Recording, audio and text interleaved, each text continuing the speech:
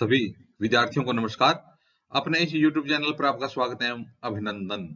हाँ तो विद्यार्थियों, आज हम कक्षा 11th विषय राजनीति विज्ञान से एक महत्वपूर्ण पाठ के प्रश्नोत्तर देखने जा रहे हैं। तो आज की हमारी कक्षा रहेगी 11th, विषय रहेगा राजनीति विज्ञान और आज का हमारा पाठ रहेगा राजनीतिक सिद्धांत एक परिचय। तो आज का हमारा पाठ है राजनीतिक सिद्धांत एक परिचय। तो हम राजनीतिक सिद्धांत एक परिचय नामक पाठ के प्रश्नोत्तर देखने जा रहे हैं। तो देखिए विद्यार्थी, सबसे पहले देखते हैं कि राजनीतिक सिद्धांत के बारे में नीचे लिखे कौन से कथन सही हैं और कौन से गलत हैं।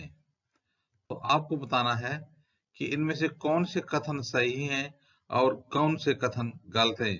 लिखा है कि राजनीतिक सिद्धांत के बारे में, इसके बारे में ये जो कथन है वो राजनीतिक सिद्धांत के बारे में बताने आपको कि कौन से इसमें सही है और कौन से गलत हैं। तो सबसे पहले देखते हैं, राजनीतिक सिद्धांत उन विचारों पर चर्चा करते हैं जिनके आधार पर राजनीतिक संस्थाएं बनती हैं। तो राजनीतिक सिद्धांत उन विचारों पर चर्चा करते हैं जिनके आधार पर राजनीतिक संस्थाएं बनती हैं। क्या यह बात सही है? तो बिल्कुल यह कथन सही है, तो हो जाएगा बिल्कुल सही।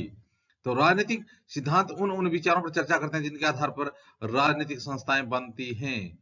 तो यह कथन क्या है? सही है, क्योंकि राजनीतिक सिद्धांत उन विचारों पर चर्चा करते हैं जिनके आधार पर राजनीतिक संस्थाएं बनती हैं। अगला कथन है, राजनीतिक सिद्धांत विभिन्न धर्मों के अंतर संबंधों की व्याख्या करते हैं।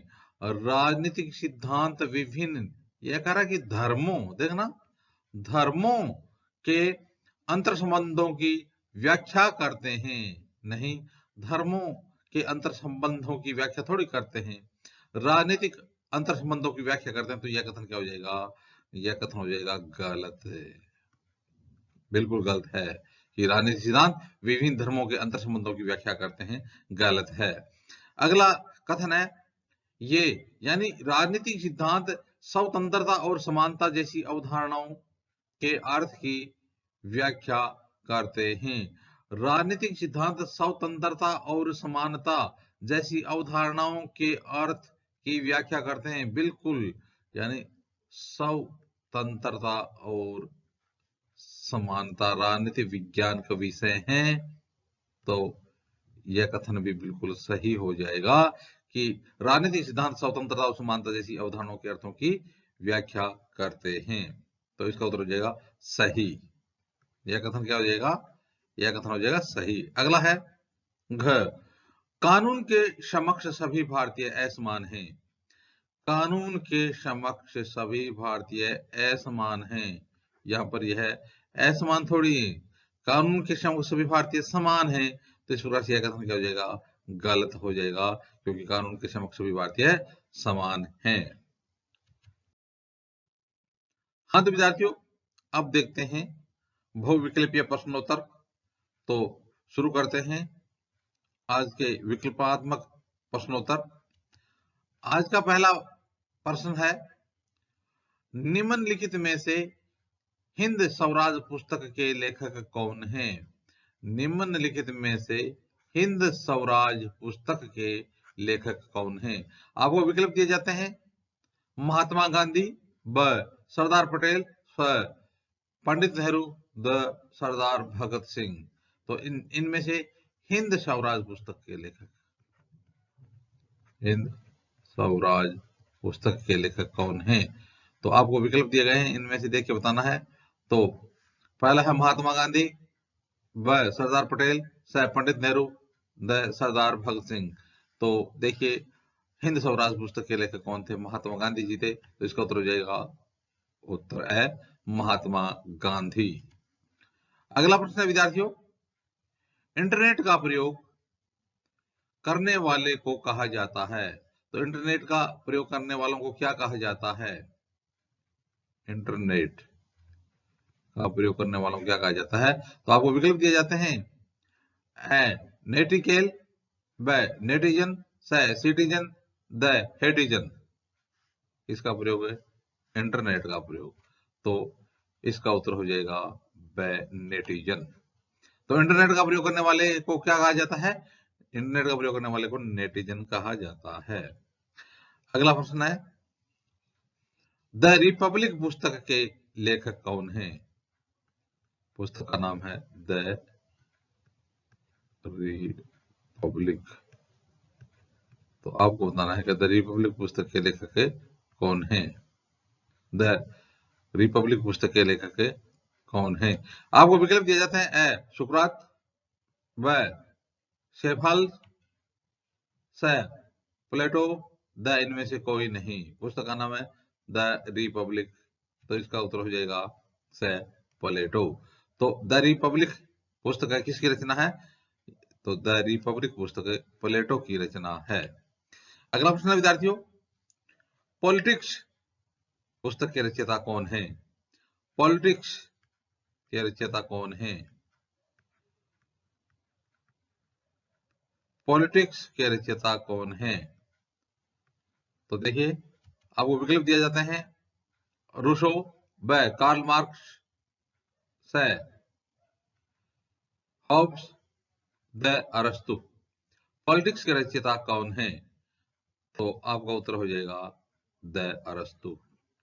तो पॉलिटिक्स के रचयिता कौन है? पॉलिटिक्स के रचयिता है अरस्तु। हाँ तो विद्यार्थियों, अब देखते हैं अगले प्रश्नोत्तर। आज का हमारा अगला प्रश्न है, इसमें पूछा गया है, राजनीति ने हमें सांप की कुंडली की तरह जकड़ रखा है, यह कथन किसका है? तो राजनीति ने हमें सांप की कुंडली की तरह जकड़ रखा है, यह कथन किसका है? तो बहुत प्रसिद्ध कथन है कि राजनीति ने हमें सांप की कुंडली की तरह जकड़ रखा है। सुकरात का, व डॉक्टर अंबेडकर का, स कार्ल मार्क्स का, द महात्मा गांधी का। राजनीति हमें सांप की कुंडली की तरह जकड़ रखा है, यह कथन किसका है? तो इसका उत्तर हो जाएगा द महात्मा गांधी का। महात्मा गांधी जी ने कहा था कि राजनीति ने हमें सांप की कुंडली की तरह जकड़ रखा है। अगला प्रश्न विद्यार्थियों, समानता भी उतनी ही निर्णायक होती है जितनी की स्वतंत्रता। समानता भी उतनी ही निर्णायक होती है जितनी की स्वतंत्रता, यह कथन है। यह कथन किसका है? कि समानता भी उतनी ही निर्णायक होती है जितनी की स्वतंत्रता है। रूसो का, ब कार्ल मार्क्स का, स हॉब्स का, द महात्मा गांधी का। तो समानता भी उतनी ही निर्णायक होती है जितनी की स्वतंत्रता, यह कथन किसका है? इसका उत्तर हो जाएगा ब कार्ल मार्क्स का। तो कार्ल मार्क्स ने कहा था कि समानता भी उतनी ही निर्णायक होती है जितनी की स्वतंत्रता। तो उत्तर ब सही हो जाएगा। अगला प्रश्न है विद्यार्थियों, अस्पृश्यता छुआछूत। अस्पृश्यता छुआछूत का अंत भारतीय संविधान के किस अनुच्छेद में किया गया है? अस्पृश्यता यानी छुआछूत का अंत भारतीय संविधान के किस अनुच्छेद में किया गया है? आपको विकल्प दिए जाते हैं, अनुच्छेद 15 में, ब अनुच्छेद 17 में, स अनुच्छेद 19 में, द अनुच्छेद 12 में। तो बहुत प्रसिद्ध प्रश्न है, बहुत बार पूछा जाता है और याद रखना भी जरूरी है। तो अस्पृश्यता यानी छुआछूत का अंत भारतीय संविधान के किस अनुच्छेद में किया गया है? तो इसका उत्तर हो जाएगा अनुच्छेद 17 में। तो अस्पृश्यता यानी छुआछूत का अंत भारतीय संविधान के किस अनुच्छेद में है? अनुच्छेद 17 में है। हाँ तो विद्यार्थियों, अब देखते हैं आगे रिक्तस्थान के प्रश्नोत्तर। तो आगे आपको रिक्तस्थान दिया हुआ मिलेगा, आपको उसमें खाली जगह भरनी है। रिक्त स्थानों की पूर्ति करो। रिक्त स्थान भरिए। पहला है, जन सेवा तथा समाज में सुधार का कार्य करना राजनीति का खालिस्तान रूप है। जन सेवा, देखना जन सेवा प्रश्न को देखते आप समझ जाओगे। जन सेवा तथा समाज सुधार, जन सेवा तथा समाज सुधार का कार्य करना राजनीति का खालिस्तान रूप है। तो यह हो जाएगा सकारात्मक रूप है। राजनीति का यह कौन सा रूप है? सकारात्मक रूप है, सकारात्मक रूप है। तो जन सेवा और समाज सुधार का कार्य करना राजनीति का एक सकारात्मक रूप है। दूसरा रिक्त स्थान है स्वतंत्रता मानव का खालिस्तान अधिकार है। बहुत अच्छा प्रश्न आया है, स्वतंत्रता मानव का खालिस्तान अधिकार है। तो यदि हम मूल अधिकारों की बात करें, मौलिक अधिकारों की बात करें, तो उसमें स्वतंत्रता का भी वर्णन है। स्वतंत्रता, तो स्वतंत्रता मानव का खालिस्तान अधिकार है, मौलिक अधिकार है। स्वतंत्रता मानव का मौलिक अधिकार है, खालिस्तान आ जाएगा मौलिक। अगला रिक्त स्थान है विद्यार्थियों, आधुनिक लेखकों ने राजनीति को शक्ति के लिए खालिस्तान के रूप में देखा है। आधुनिक लेखकों ने राजनीति को शक्ति के खालिस्तान के रूप में देखा है। तो इसका उत्तर हो जाएगा संघर्ष के रूप में देखा है। तो आधुनिक लेखकों ने राजनीति को शक्ति के संघर्ष के रूप में देखा है। अगला रिक्त स्थान है, दाव पेंचों द्वारा अपनी जरूरतों एवं महत्वाकांक्षाओं को पूरी करना राजनीति का खालिस्तान रूप है। दाव में पेंचों द्वारा अपनी जरूरतों एवं महत्वाकांक्षाओं को पूरी करना राजनीति का खालिस्तान रूप है। तो इसमें हो जाएगा नकारात्मक रूप है, यानी दांव पे चलाना, अपनी जरूरतों को पूरा करना। यह कौन सा रूप हो जाएगा? यह राजनीति का नकारात्मक रूप हो जाएगा। तो इस प्रकार से विद्यार्थियों आज हमने राजनीतिक विज्ञान के कक्षा 11 के प्रथम पाठ के प्रश्नोत्तर देखे। आगे आने वाले वीडियो में इसी प्रकार से हम राजनीतिक विज्ञान संबंधित अध्ययन सामग्री देखते रहेंगे। आप भी अपने YouTube चैनल के साथ बने रहिए। वीडियो देखने के लिए धन्यवाद।